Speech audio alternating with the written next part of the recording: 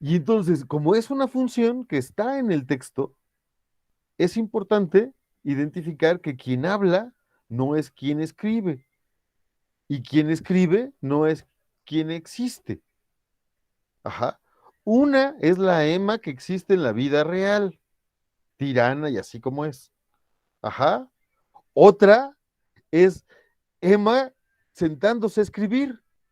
Ahí entra una serie de esquemas, de estructuras, de ideas personales que tiene ella como autora, porque se va a poner en el papel de autora. Ya hay ahí un modelo, un esquema, un paradigma que está entrando, que no necesariamente es igual a Emma, que sí existe. Forma parte de Emma, pero no es Emma. Profe, entonces, ¿la Emma autora no sería la Emma tirana? No, la Emma autora puede ser una Emma tirana o no, dependiendo cómo delinee este personaje que es el narrador. Ajá, porque es una la que existe, otra la que entra en el papel de autora, de escritora, y otra la narradora que está en ese texto que Emma está escribiendo. Profesor, ¿se puede decir que entonces aquí se involucra un proceso de construcción también de un personaje hacia el tipo de narrador? Porque cuando leemos algo no propiamente estás leyendo a la persona, como sería en su, se puede decir, naturaleza, No, sino aquello que quiere mostrar y que se está construyendo dentro de sus historias. ajá, justo, exacto, no en su naturaleza, sino es una ficción, una imagen que puede estar más o menos, o sea, que da cuenta de la realidad de una manera más o menos fiel. Ajá, el narrador, que sea todo esto distinto, que el narrador sea un personaje, que no pueda ser una persona. Ajá, el narrador nunca es una persona, es siempre un personaje. Y te da el chance a ti y a todos, ¿no? Ruth a lo mejor tiene muy buen corazón, es una niña súper tierna, súper linda, súper nice, ¿no? Y eso no quita que no pueda imaginar y construir un texto donde aparezca un personaje que también se llame Ruth Daphne y que sea la persona más cruel y desalmada que pueda existir y pasada de lanza, ¿no? Y que cuando tú la leas digas, híjole, ¿no? A veces pasa, con la poesía pasa mucho más, pero también pasa con la narración, que de repente te dicen, híjole, Ruth, ¿qué se me hace que tú eres racista? Porque mira nada más qué racista es tu personaje que hiciste. Y es súper creíble, es súper verosímil. ¿Me explicó?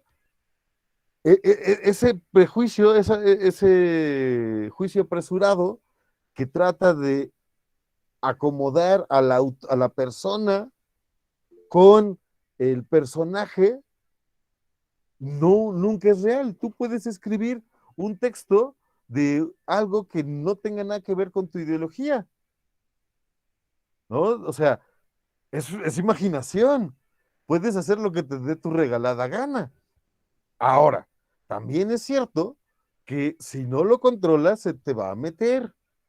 Por ejemplo, Ian Fleming, el autor de James Bond, escribió 7, 8 novelas.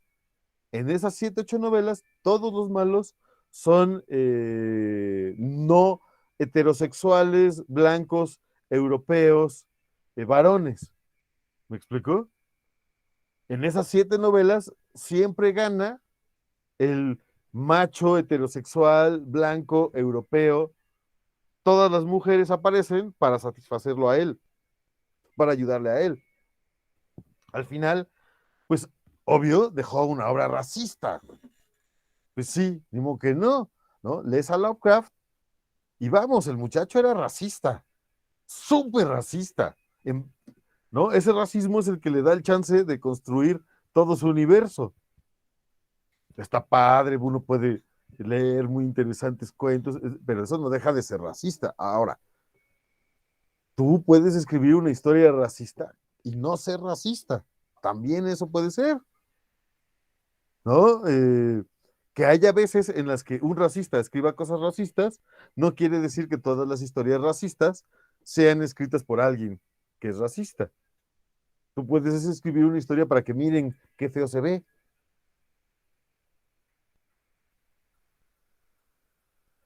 Es como le pasó al escritor del Señor de... No, bueno, el Señor de los Anillos sí es racista porque hay razas. O sea, justo hay enanos, hay humanos, hay elfos, y eso es lo que le da, sobre lo que construye la unidad social, cultural de ese mundo para el cronotopo de esas obras. Entonces, pues sí, sí es racista, con todo lo malo y bueno que pueda hacer, pues, o sea, ni modo. Así como hay obras machistas y así, pues, pero no todas tienen que ser así. O sea, yo podría escribir un texto, una historia que sea de otra cosa, que no tenga que ver conmigo, que no responda a mi ideología. También Lovecraft, como Ana, no te entendí. Que también decían que Lovecraft tiene tintes racistas. La verdad no sé. No, pues ese justamente el ejemplo que estaba yo poniendo era el de Lovecraft, que es racista, pues su obra es racista de fondo, ¿no? Los negros están más cerca de los primigenios que los blancos, a pronto, ¿no? Los blancos no son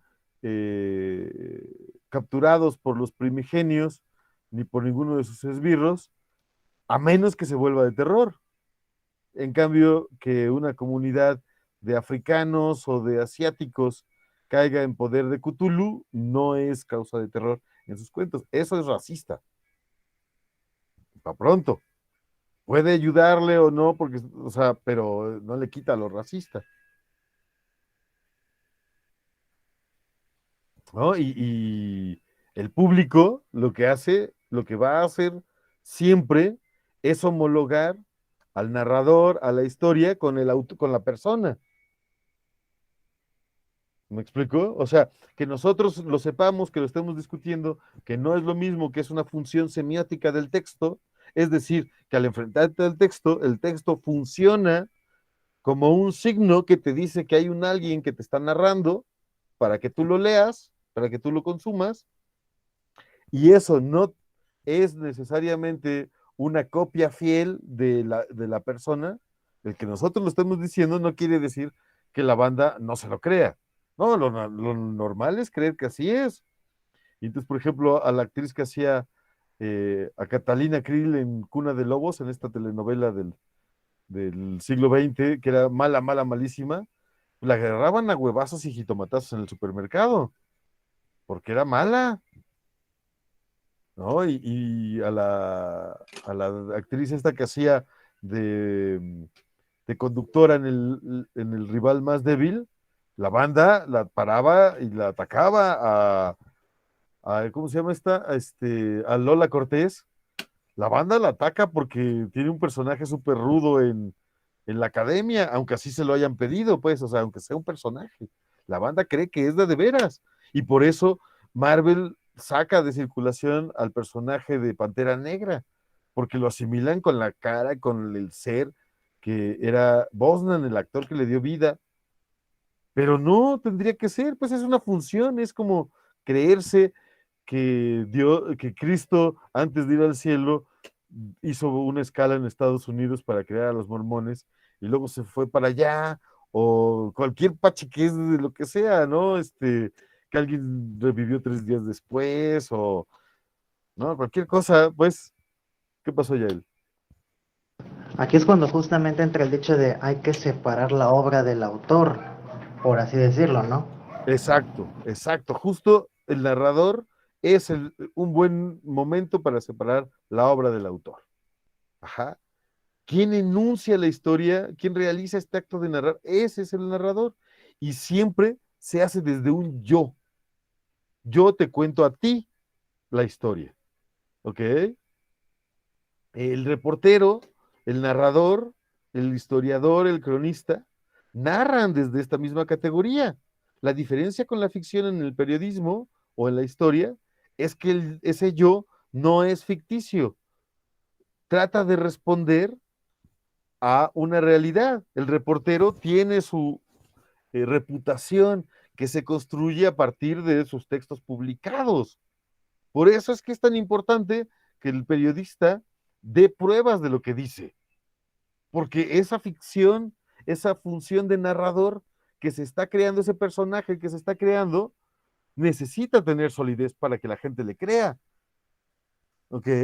En la medida en la que tú presentas, por ejemplo, el caso de Florence Cassés bajo la óptica o la estructura del viaje del héroe, como hizo Carlos Loret de Mola en sus noticieros, pues entonces la historia te atrapa, pero no es verdad, pero no está dando cuenta de la realidad, porque hay esa estructura en medio. Ajá. Cuando te empieza a hablar desde la primera persona y esa primera persona empieza a ser dramática, o ya no digas melodramática, pues entonces ya no es tan periodístico, porque el periodista debe sacar por convención del gremio sus emociones y sentimientos de la ecuación, ¿no? Tradicionalmente así es. Puedes meterlos, como hace, por ejemplo, Luis Guillermo Hernández, pero establécelos claramente para que el personaje narrador que eres tú quede claro y se sepa desde dónde estás narrando, no desde la objetividad abstracta que dice el periodismo con el qué, quién, cuándo, cómo y dónde de la pirámide invertida. ¿Ok? El yo es ficcional en literatura, pero se basa en la construcción de la reputación en el caso del periodismo. Ajá, el trabajo de calle, ajá, lo que es en las redes sociales el equivalente a tener mucho barrio, en el periodismo sería tener mucho trabajo de calle para soportar tu reputación, ¿no? Pero es un locutor imaginario, siempre. Ajá, está fuera de la narración y está dentro de la narración. Es el borde, por eso es la capa más superficial de la narración. ¿Qué pacho? ¿Alguien abrió su micro para hablar? ¿O nada más lo abrió? Porque se le abrió. Creo que fui yo, profe, pero fue un error. Disculpe, disculpe. No problema. ¿Ok? Ahora, este narrador se puede referir, puede hablarle a una primera, a una segunda o a una tercera persona, ¿no? Yo me estoy hablando a mí mismo, o yo te estoy hablando a ti, o yo le estoy hablando a él. Ajá.